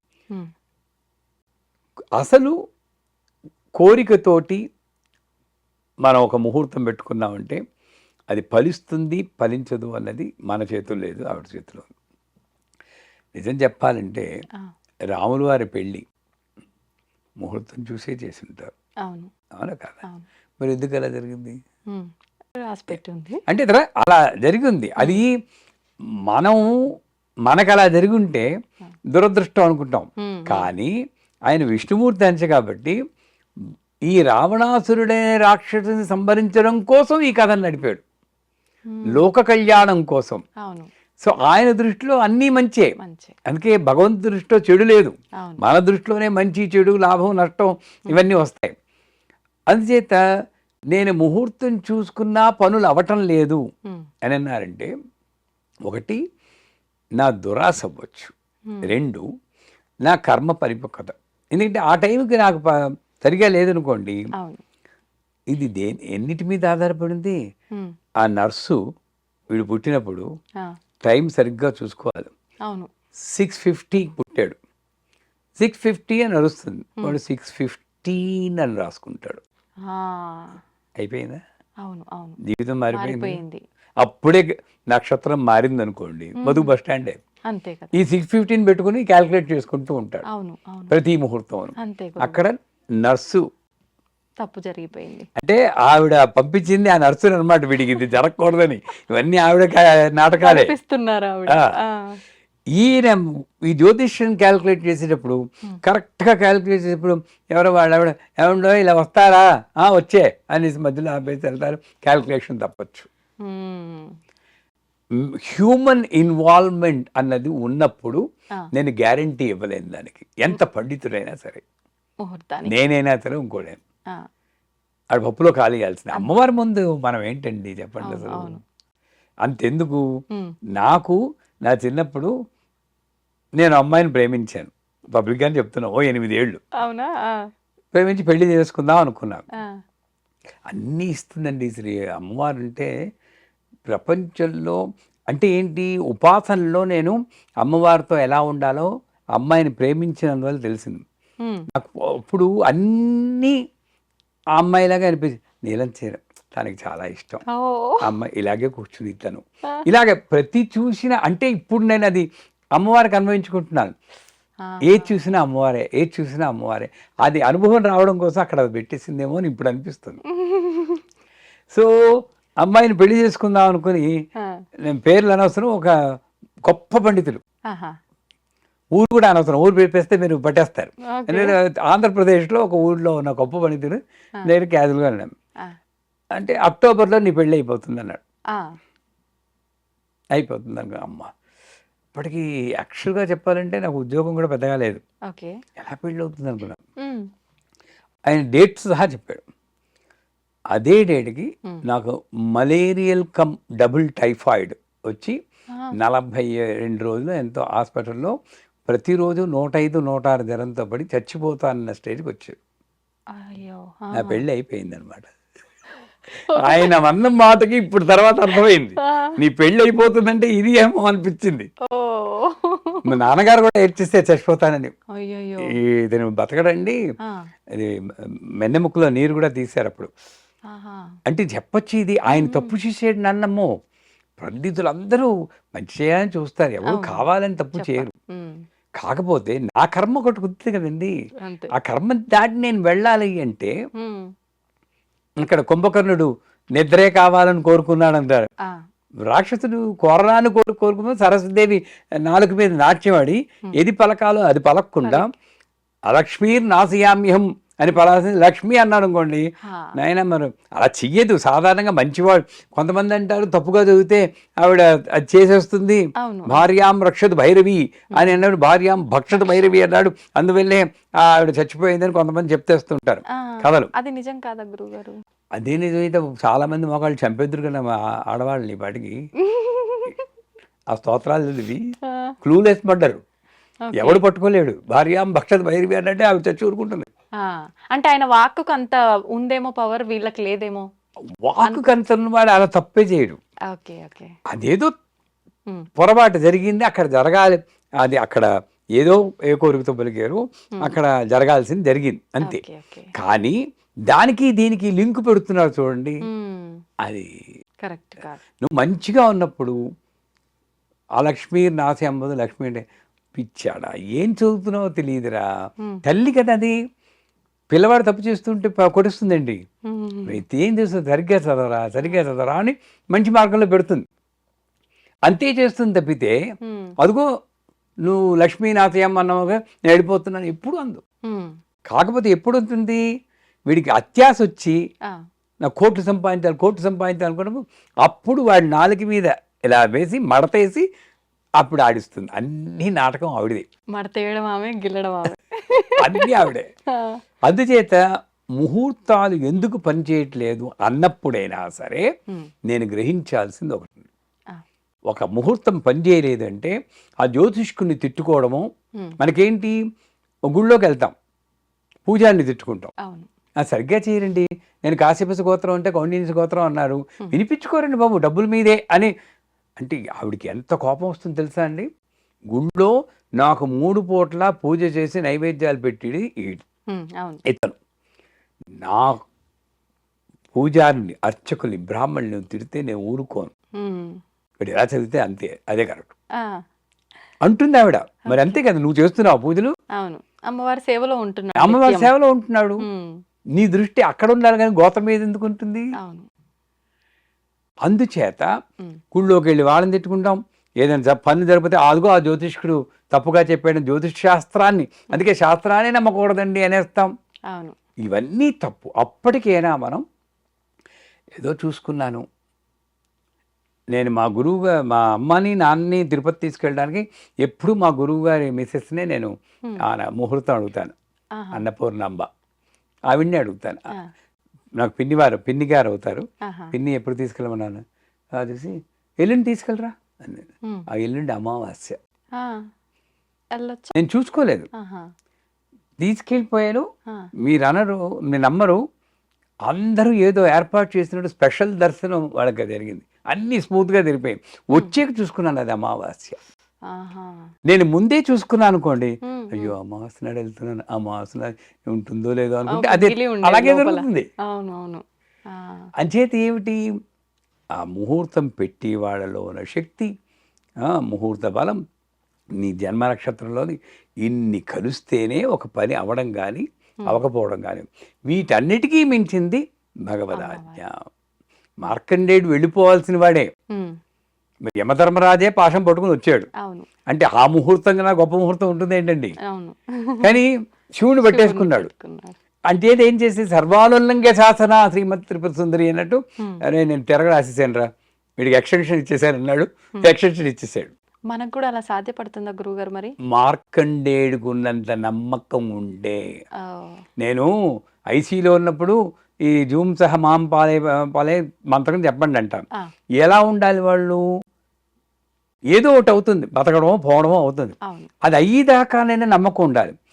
చేస్తాం గురువుగారు అంటారు, ఈ లోపల ఎంఆర్ఐ రిపోర్ట్స్ వస్తుంది, లాభం లేదు అయిపోయింది నమ్మకం.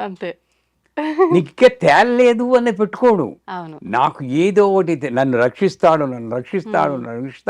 అన్న ఆ మార్కండేయుడు నమ్మకం, ప్రహ్లాదుడు నమ్మకం పెట్టుకుని నేను గట్టిగా పట్టుకుంటే 100% షూర్. ఆ రోజుల్లోనే కాదు, ఈ రోజుల్లోనూ ఉన్నాడమ్మా భగవంతుడు, ఎప్పుడు ఉన్నాడు. అంటే కలికాలంలో పాపమే ఎక్కువ పాదాల పైన నడుస్తోంది పుణ్యం కన్నా. అది కరెక్టే. ధర్మపురుషుడు ఒక్క పాదం మీద నడుస్తున్నాడు. నిజాన్ని చెప్పాలంటే అందుకే మనకి కన్సెషన్ ఇచ్చారు. ఇప్పుడు చూడండి, పేపర్ టఫ్గా ఉంటే వాల్యుయేషన్ ఈజీ చేస్తారు.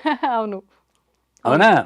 అంతే కలిలో కలిపురుషుడు ఉన్నాడు కాబట్టి ధర్మపురుషుడు ఒక పాదం మీద నడుస్తున్నాడు కాబట్టి ద్వాపర యుగంలో త్రేతాయుగంలో యాగాలు, ద్వాపర యుగంలో పూజలు అయితే కలవు నామస్మరణం అన్నాడు.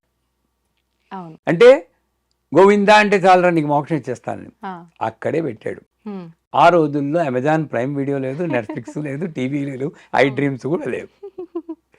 ఇవన్నీ పెట్టేసేసి వీడి గోవింద అనడానికి కూడా టైం లేకుండా దృష్టి ఐటీ జాబులు లేవు, ఇవేమి లేకుండా ఆ టైం లేకుండా చేసి మాయలో పడేసింది. అది గొప్పతనం కూడా. కలవు నామస్మరణం అన్నా కూడా ఈ టైంలో చాలా కష్టం. అందువల్ల ముహూర్తాలు లేవు అని ఎప్పుడు నేను చెప్పాను. జనాలు అనుకుంటారు గురు కరుణామయ్య గారికి దేని మీద నమ్మకం లేదని.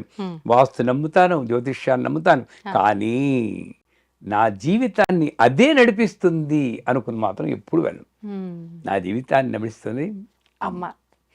నా రోజు బాగుంటే ఎవరైనా వచ్చి చెప్తే వింటాను, అంతే. నాకు నమ్మకాలు లేవండి నేను ఎప్పుడు అన్నాను, వింటాను. ఆ చెప్పిన వాడు అమ్మవారే.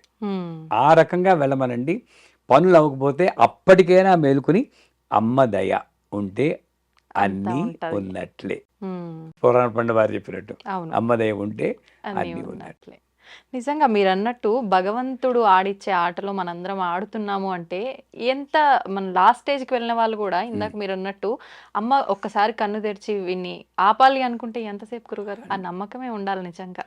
ఇప్పుడు చైనాలోను టిబెట్లో భూకంపం వచ్చి 3 రోజులు ఒక చిన్న నెలల పాప 3 రోజులు శిథిలాల కింద ఉండి బయటకు వచ్చిందంటారు. సాధ్యమా చెప్పండి? అది చూసేకైనా మనకి తెలియాలి కదా. నిజమే. కాకపోతే అది అయిపోయేదాకా మనం ఏమి నిర్ణయించకూడదు. అంతే. ఆ నమ్మకం. నేను దేవీపురంలో ఉన్నప్పుడు నా దగ్గరికి ఒక ఆవిడ వచ్చారు.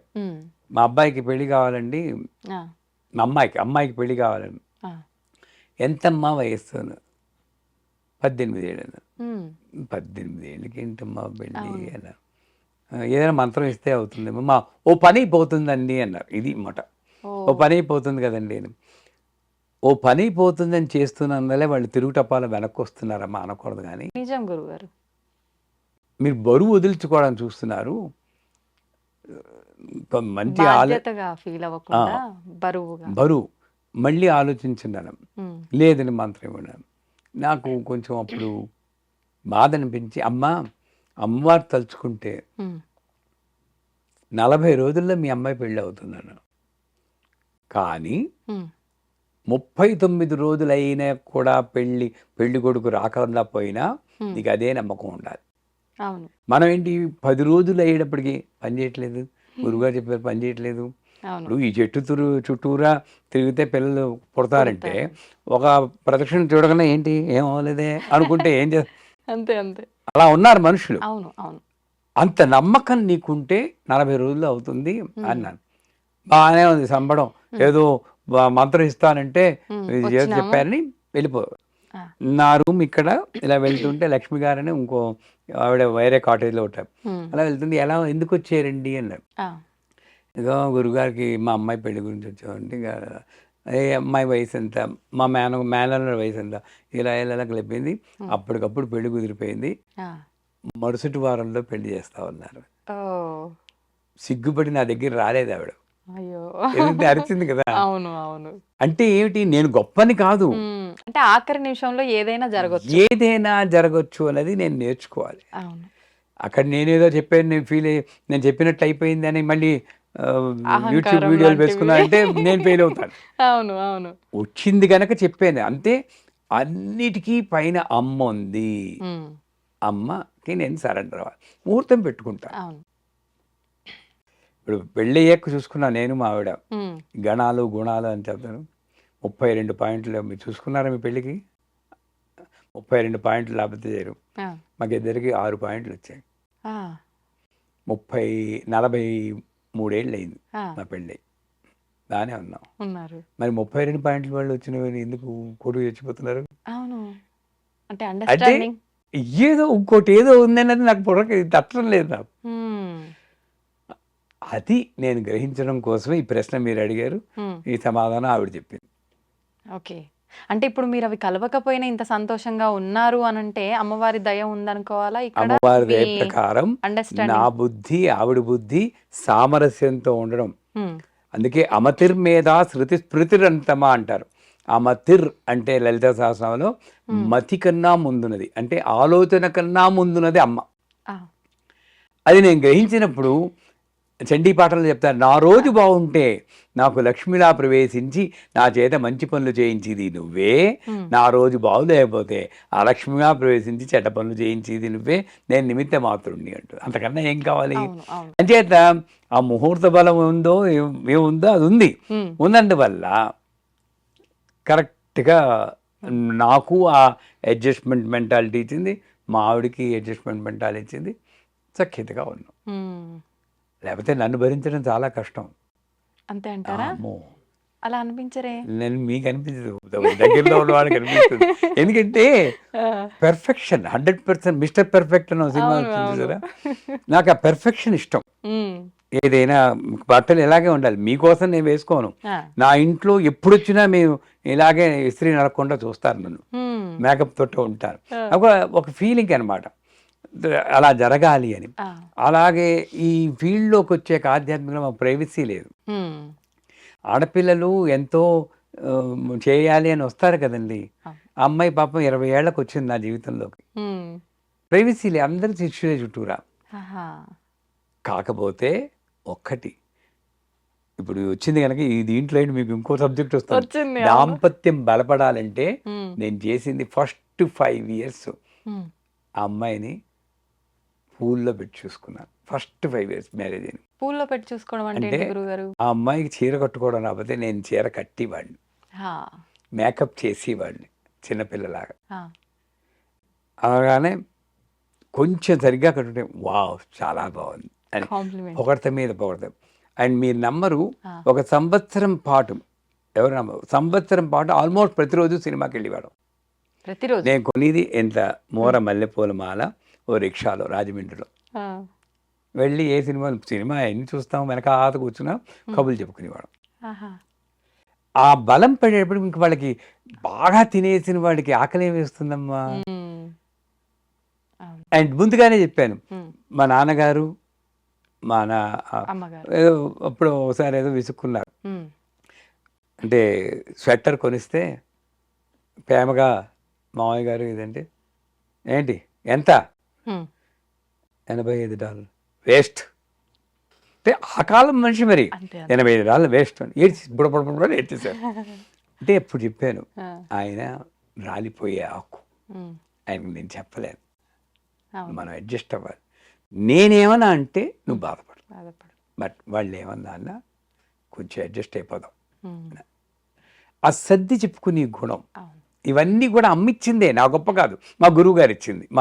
మా అమ్మ కన్నమ్మ గురువు గారు ఇవన్నీ ఇచ్చింది కాబట్టి సఖ్యతగా విజయవంతంగా 43 ఏళ్ళు కలిసి ఉన్నాం. అంటే మామూలు ముహూర్త మాటలు బలం, కాదు. అమ్మ అనుగ్రహం. హ్మ్. నిజంగా మీరు చెప్పినట్టుగా ఇప్పుడున్న జనరేషన్ వాళ్ళలో ఇవన్నీ లేకపోవడం, మెయిన్ టైం ఇవ్వకపోవడం వల్ల, ఈ పోయే మనస్తత్వం లేకపోవడం వల్లే పెళ్ళైన సంవత్సరం లోపే విడాకులు. అంటే ఇంకెందుకు బాధేస్తుంది, ఆ! నేను విమర్శించడం కాదు, బాధేస్తుంది. వాళ్ళకి చెప్పేవాళ్ళు లేరండి, అవును. చెప్పేవాళ్ళు లేరు. హ్మ్. పెళ్ళవుతుంటే తల్లి చెప్పి పంపించాలి, అత్తగారింట్లో ఎలా ఉండాలి, వాళ్ళు ఏమిటి అన్నీ చెప్పి వినేవాళ్ళు లేరు, చెప్పేవాళ్ళు లేరు, చెప్పేవాళ్ళే. రెండూ లేరు. అవును. అంచేత క్వైట్ హ్మ్. అన్ఫార్చునేట్. అవును. పెద్దవాళ్ళు ఏదైనా చెప్పినా, మాకన్నీ తెలుసులే, మీరేంటి చెప్పేది, ఇలా అయిపోయింది. సంతోషం గురుగారు. చాలా మంచి విషయాలు తెలియజేశారు. టాపిక్ అంతా ఒక ఎత్తైతే మీ మాటలు నిజంగా ఆఖరణ చెప్పిన మీ లైఫ్‌కి సంబంధించిన విషయాలు మాత్రం అసలు సూపర్ నిజంగా. చాలా మందికి ఆదర్శంగా తీసుకునే ఒక మంచి విషయం చెప్పారు. అమ్మ అనుగ్రహం నాకు, అవును. అది నాకు అవకాశం వచ్చినందుకు మీకు థ్యాంక్స్ చెప్పుకుంటున్నాను. థ్యాంక్ యూ గురుగారు. భోజనం చేసే విషయానికొస్తే భోజనం కూడా ఒక యాగం లాంటిది అని చెప్పి పెద్దవాళ్ళు చెప్తూ ఉంటారు. అయితే పాత కాలంలో కనుక చూసుకుంటే అందరూ కలిసి తినటము, కిందే కూర్చొని తినటము, మంచి నియమాలతో కూడుకున్నదైనా కూడా ఒక మంచి అండర్‌స్టాండింగ్‌తో అందరూ మాట్లాడుకోవడం గానీ, ఆ భోజనం తినే పద్ధతి గానీ చాలా బావుండేది. నిజంగా ఇప్పుడు చూసుకుంటే మనకు ఫంక్షన్‌లో గానీ, ఇంట్లో హడావిడిగా వెళ్ళటం, ఏదైనా పనులుంటే హడావిడిగా నిల్చొని తినేయటము, బఫెట్ సిస్టమ్ అని చెప్పి ఇష్టం ఉన్నట్టుగా నిల్చొని తినటము, ఇలాంటివి చూస్తున్నాం. అయితే అలా పాత పాతకాలంలో తినే పద్ధతి వల్ల మనకి జరిగే మంచి ఏదైనా ఉందా? ఇప్పుడు మనందరం పాటిస్తున్న ఈ నించొని తినటము, రకరకాల ఆహార నియమాల్లో కూడా చేంజెస్ చేయటం వల్ల కలిగే నష్టం ఏమైనా ఉందంటారా? బ్యూటిఫుల్ క్వశ్చన్, మంచి క్వశ్చన్ అడిగారు. హ్మ్. మీరే చెప్పారు ఇది ఒక యోగం యాగం లాంటిదని. అసలు మొట్టమొదట మన జీవితంలో ఏది జరిగినా ఆచమనం దగ్గర మొదలెట్టండి. హ్మ్. ఆచమనం నేను చేయట్లేదు, ఆ! చేస్తుంటే కేశవ నారాయణ మాధవ నీళ్ళు తాగనాయన, హ్మ్. నేను చేస్తున్నాను, నువ్వు తాగుతున్నావు. ఆ! ఆ రకంగా చూస్తుంటే మన జీవితంలో జరిగే ప్రతిదీ కూడా భగవదార్పణమే. హ్మ్. సో నేను అన్నం తింటున్నా, నేను తింటం లేదు. భగవంతుడు అహం వైశ్వానో భూత్వా ప్రాణినాం దేహమాశ్రితం అని అవును. మంత్రం చెప్పుకుంటాం. హ్మ్. హ్మ్. అంటే ఇక్కడ వైశ్వానుడు నరుడు అనే అగ్ని, జఠరాగ్ని హ్మ్. దాన్ని భుజిస్తుంది అన్న శాస్త్ర ప్రకారం హ్మ్. మరి అది కూడా పూజే. ఆ! ఇష్టం వచ్చినట్టు చేయకూడదు. నెంబర్ 1. అది నమ్మకం అలా అని తెలిసిన వాళ్ళు చాలా తక్కువ. హ్మ్. నెంబర్ 1. హ్మ్. నెంబర్ 2, అన్నం తినేటప్పుడు హ్మ్. అది భగవదార్పణం కాబట్టి అదొకటి. 2, భగవదార్పణం కాదు అనుకున్నా కూడా నేను తింటుంటే, ఆ! ఇప్పుడు అన్నం తింటాం అనుకోండి, ఆ అన్నంలో ఉన్న ఒక మెతుకు, ఒక బియ్యపు గింజ ఏ నేలలో నాటారో ఆ నేల కొన్ని వందల సంవత్సరాల ముందు హ్మ్. ఒక మరుభూమి శ్మశానం అయి ఉంటే, ఆ శ్మశానంలో ఎంతమంది శవాయితే దహనం చేశారో హ్మ్. వాళ్ళందరి కర్మల్లో నుండి కొంత శాతం ఈ ఒక్క గింజలోకి వస్తుంది. వామ్మో! ఆ! కోసివాడి కర్మ, ట్రాక్టర్ వాడి కర్మ, ఆ! వండివాడి కర్మ, వడ్డించి వడ్డించేవారు. వాడి కర్మ, ఇన్ని కర్మలతో ఒక్క మెతుకు వస్తే హ్మ్. నేను ఎంగిలికి పళ్ళం పట్టుకుని ఇలా బొక్కు బొక్కు బొక్కు బొక్కు మింగుతుంటే రోగాలు రాక ఏం చేస్తాయి? అవును. ఒక్క మెతుక్కి. ఒక మెతుకు. అంచేత నేనేం చేయాలి? పెద్దలు చెప్పారు సుఖాసీనం అన్నారు. అంటే కాళ్ళు ఇలా మడత వేసుకొని కింద కూర్చోవాలి, హ్మ్. ఆసనం వేసుకోవాలి, చాపో హ్మ్. పేటో ఏదో వేసుకుని. అందుకే మా పూజల్లో హ్మ్. మేము వడ్డిస్తాం తప్పితే బఫే సిస్టమ్ లేదు. ఆ! కర్మ కాకపోతే అంత కోటీశ్వరుడు ముష్టాళ్ళలాగా ప్లేట్ పట్టుకోవడం ఏంటి, హ్మ్. అక్కడక్కడికి భవతి భిక్షాందేయి అన్నట్లు వెళ్ళడం ఏమిటి? ఇంత వాడు విడమర్చి అందరి చెప్పేవాళ్ళు లేరు. ప్లేట్లకి తగిలించి ఆ అంటకంచాలనే మనకి తగ్గించేయండి, వీడు పవిత్రుడైపోయి తినడం ఏమిటి? ఇది కలికాలం కాకపోతే ఇంకోటి ఏంటి చెప్పండి? నిజమే. అదే బఫే లేవు. మా ఆ! సత్యనారాయణ వ్రతాలు ఏది చేసినా కూడా నేల మీద వడ్డించారు. దానివల్ల ఇంకో ఉపయోగం ఏంటి తెలుసండి? హ్మ్. వీళ్ళు వంగుతారు, అప్పుడే 0 ప్యాక్ వస్తుంది మీకు. ఇప్పుడు చేసే నానా రకాల డైట్‌లు అవసరం లేదు. అక్కర్లేదు. ఆడవాళ్ళు వంగి వడ్డిస్తే చాలు, హ్మ్. వీళ్ళు కింద కూర్చుని తినాలి. అవును. ఆడవాళ్ళు మగాళ్ళు ఎక్సర్సైజ్ అయిపోతుందక్కడ. కనీసం అంతవరకు అక్కడ టేబుల్ మీల్స్ అయినా పర్లేదు, అదే. కూర్చుని తినాలి. హ్మ్. మా అమ్మని కూర్చుని తినరా ఎందుకురా హ్మ్. అని అంటే గవ్వని పరిగెత్తపోతే పట్టుకుంటే. హ్మ్. అంచేత ఆ పద్మాసనం కానీ సుఖాసనం కానీ వేస్తే ఆ! ఇంకోటి ఏంటంటే ఇలా నిటారుగా పెట్టి ఇలా తినను, కాస్త ఎక్కువ తింటాం కూడాను. ఆ! పొట్ట ఎక్స్పాన్షన్ అవుతుంది కదా, అవునవును. ఎక్కువ తింటాం. హ్మ్. వీళ్ళు ఏం చేస్తున్నారు? నిల్చుని తిన్నప్పుడు అన్నం పరబ్రహ్మ స్వరూపం. ఆ! నన్ను ఈ శరీరంలో ఉండి నేను అనేక కర్మలు చేయడానికి ప్రోత్సహించేటువంటి ప్రాణశక్తిని నిలపడం కోసం వచ్చినటువంటి పరబ్రహ్మే అన్నం. హ్మ్. అటువంటి పరబ్రహ్మని అలక్ష్య పెడుతూ నేను అటు ఇటు తిరుగుతూ తింటే ఆ! అది ఆధ్యాత్మికంగాను మంచిది కాదు, మన శారీరకంగాను మంచిది మంచిది కాదు. కాదు. హ్మ్. కిందను కూర్చుని భోజనం చేయడమే ఉత్తమం. ఉత్తమం అన్నారు. హ్మ్. తిని వాళ్ళకి, వడ్డించి వాళ్ళకి కూడా. ఇకపోతే హ్మ్. అరబ్ వాళ్ళు ఉన్నారు. ఆ! అరబ్ వాళ్ళు భోజనం చేస్తుంటే ఈ చేత్తో ఇది పక్కన పెట్టుకుంటారు. ఆహా! అంటే వాళ్ళు ఫాస్ట్గా వడ్డించేస్తారు. ఆ! వడ్డిస్తే ఇది ఆకు నిండిపోతుందని ఈ చేత్తో పెట్టేస్తూ ఉంటారు. ఓహ్! మనకి దేహంలో ఈ కుడి చెయ్యి తినడం కోసం పుట్టింది. హ్మ్. స్పూన్ కూడా పెట్టుకోకూడదు. మీరు ఆ! అన్నారు అవును. నిల్చుని తినడం అంటారు. 5 వేళ్ళు పంచామృతాలు అండి, ఇవి అమృతం కురిపిస్తుంది. హ్మ్. అన్నం శుభ్రంగా కలుపుకొని నేను అమెరికాలో ఉన్నా, లండన్లో ఉన్నా, నేను హోటల్కి వెళ్ళినా కూడా హ్మ్. నేను ఇలాగే తినేవాడిని. ఏది తిన్నా కూడాను. ఆహా! ఏమంటే నవ్విపోదురు కాక నాకేటి సిగ్గు, అంతే. ఎందుకంటే దీంట్లో అమృతం ఉందని మా అమ్మ చెప్పింది. హ్మ్. సో అంచేత కూర్చుని చక్కగా 5 వేళ్ళు తోటి నేను భోంచేస్తే ఆరోగ్యకరం ఒకటి, నన్ను సృష్టించిన ఆ భగవంతుని అన్న రూపంలో, అందుకే ఔపోసన పడతాం. ఇందాక చెప్పాను కదా, ఆ కర్మ నుండి నేను తప్పించుకోవాలంటే చేతిలో నీళ్ళు వేసుకుని ఓం భూర్భువస్సువః తత్సవితుర్వరేణ్యం భర్గో దేవీ. దీనివల్ల ఇంకో నియమం కూడా ఉంది, పంక్తి భోజనం అని ఒకటి ఉంది. అంటే ఏంటి, మానవుడు సంఘజీవి, నేను తింటే చాలు అన్నట్టు ఉండకూడదు. ఈ పంక్తిలా వేసారంటే, మాకు ఇంజనీరింగ్ కాలేజీలో చదువుతున్నప్పుడు ఒక నియమం ఉంది హాస్టల్లో కూడా, ఎడం పక్క వాడికి ఎక్స్క్యూజ్ మీ అని చెప్పకుండా నేను లేవకూడదు. ఎంత మంచి హ్యాబిట్ అది. వాడి పెర్మిషన్ లేకపోతే నేను లేవకూడదు. పంక్తి భోజనం అక్కడ కూడా ఉండేది ఆ ప్రిన్సిపల్.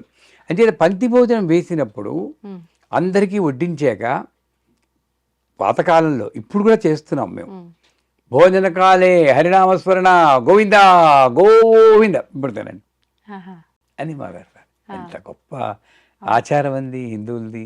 నిజమే గురుగారు. ఇది మర్చిపోయాం. బఫేలో ఏమంటున్నాడు, అది అనలేదు కాబట్టే వీడి ఆరోగ్యం గోవిందా గోవింద అంతే.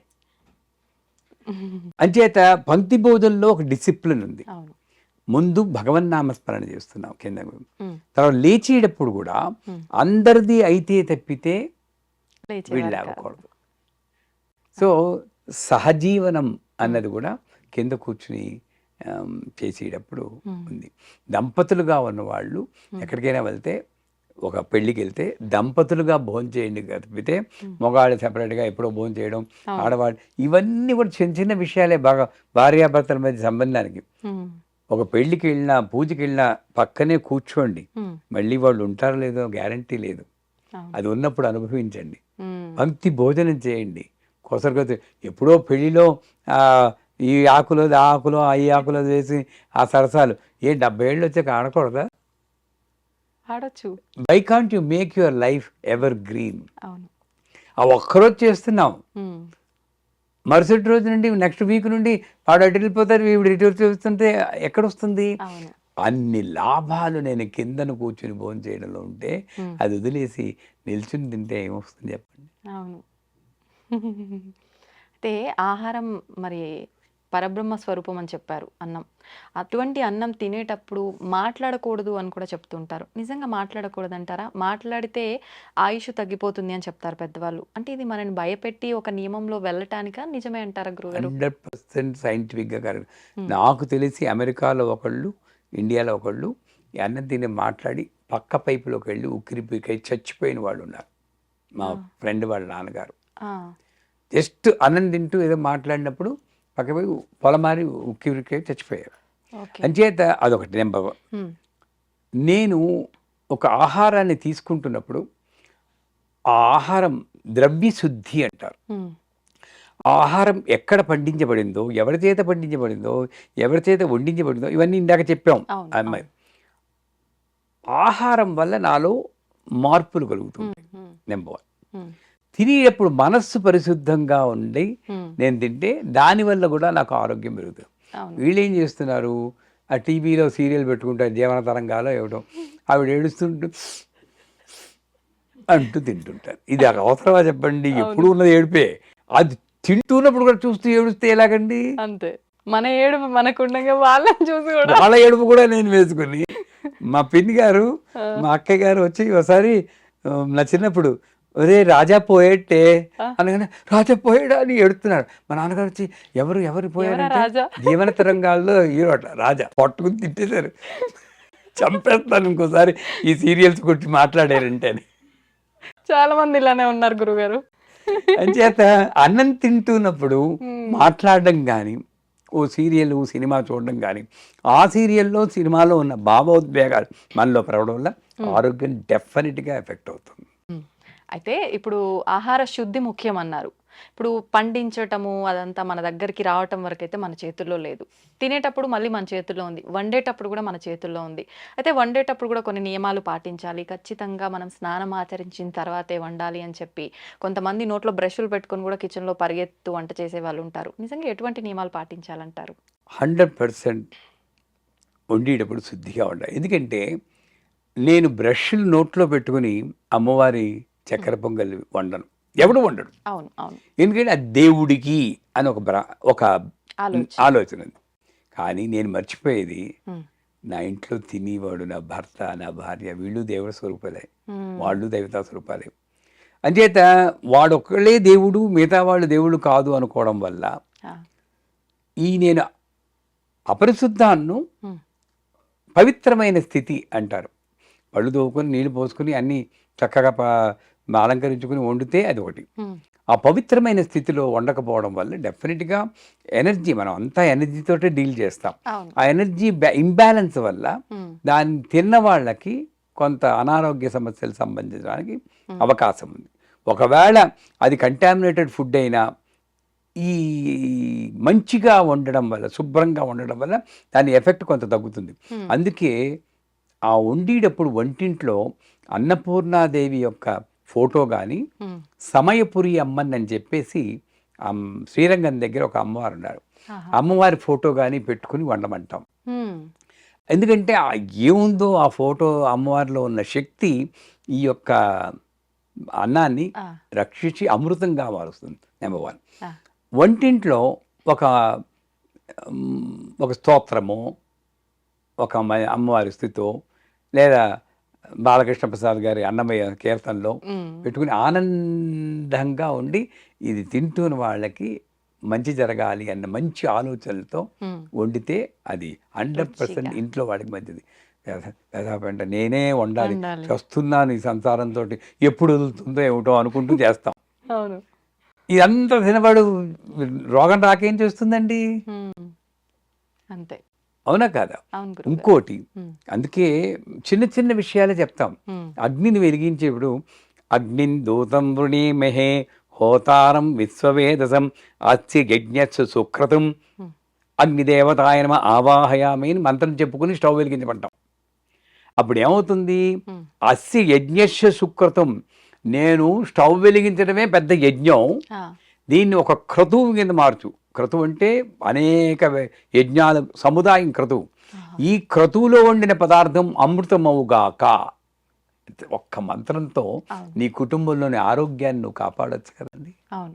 మర్చిపోతున్నా, మళ్ళీ చెప్తాను మంత్రం. ఉమ్, అగ్నిన్ దూతం వృణీమహే హోతారం విశ్వవేదసం అస్య యజ్ఞస్య సుక్రతుం అగ్నిదేవతాయ నమః ఆవాహయామిని స్టవ్ వెలిగించాలి. ఉమ్, వెలిగిన తర్వాత మంచి మనసుతో ఆ. మంచి పాటలు పెట్టుకుంటే ఆరోగ్యాలు బ్రహ్మాండంగా ఉంటాయి.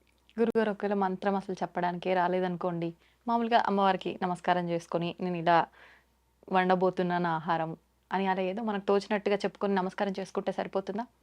ఈ మంత్రం రాని వాళ్ళు, ఉమ్, ఓ అగ్నిదేవా, ఉమ్, అది కనీసం ఇప్పుడు నేను స్టవ్లో మంట అంటే నాకు భగవంతుడు కనబట్టం లేదు. అవును అవును. ఆ స్టవ్ మంటనే ఆ, నాకు వచ్చిన భాషలో, తెలంగాణ అవనండి, ఆంధ్ర అవనండి, ఏ భాషలో ఒక భాష, అంతే. ఓ అగ్నిదేవా, ఆ, నీ ఆధారంతో నా పిల్లలకి, నా భర్తకి, మరి భర్త వండితే నా భార్యకి అనుకోవాలి. ఉమ్, ఇంట్లో ఎవరు వండుతారో మనకు తెలియదు కదా, అవును. వాళ్ళకి, నా వాళ్ళకి వండుకుంటున్నాను. ఆ, ఇందులో నీ ఆధారంతో వండబడిన పదార్థం ఉమ్, మంచిగా వండి వాళ్ళని రక్షించిన ఆయన. ఉమ్, దట్స్ ఆల్సో. చాలు. అలాగ ప్రతి పనిలోనూ నేను భగవంతుని తలుచుకుంటే అన్ని పనులు అనుకున్నట్టు నెరవేరుతాయండి. ఆ, ఇక్కడ కూడా మళ్ళీ నమ్మకం. నమ్మకం, నమ్మకం ఉమ్, అదే పని చేస్తుంది. అవును. సంతోషం గురుగారు. ఇప్పుడు ఈ తరం వాళ్ళకి మర్చిపోయి వచ్చే ఇబ్బందుల నుంచి బయటపడే మంచి మాటలు మా అందరికి కూడా తెలియజేశారు. ధన్యవాదాలు. శ్రీమాత్రం.